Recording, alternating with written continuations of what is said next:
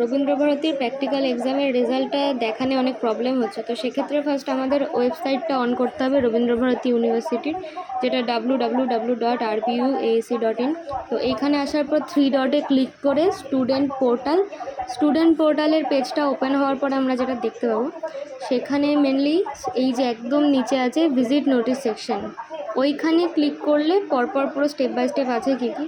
একদম লাস্টে আমরা দেখতে পারবো অ্যাডমিশন নোটিস 2026-27, সেখানে একদম লাস্টের অপশানটা ক্লিক করলে ওখানে দেখা যাচ্ছে পরপর ডিটেল দিয়ে দিয়েছে যে, আর এখানেই মেরিট লিস্ট আছে, একদম লাস্টে একটা নোটিস এসেছে, সেটাকে যদি আমরা ক্লিক করি তারপরে এইভাবে কিন্তু আমরা পেয়ে যাব।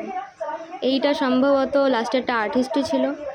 এবার পাশে নাম এবং তার পাশে কোয়ালিফাইড নয় নট কোয়ালিফাইড এইভাবে দেখানো হয়েছে। প্রত্যেকবার আমাদের এইভাবেই আসে, এইখান থেকে চেক করতে হবে নোটিফিকেশান এইভাবেই এসেছে যে কোথায় কি আছে। আর এরপরে ভাইবা কবে কি হবে, কার কবে ডেট পড়ছে, এগুলো সব আবার আর একটা অ্যাডমিট দেওয়া হয়, মোস্ট প্রবাবলি আর একটা দেওয়া হয়।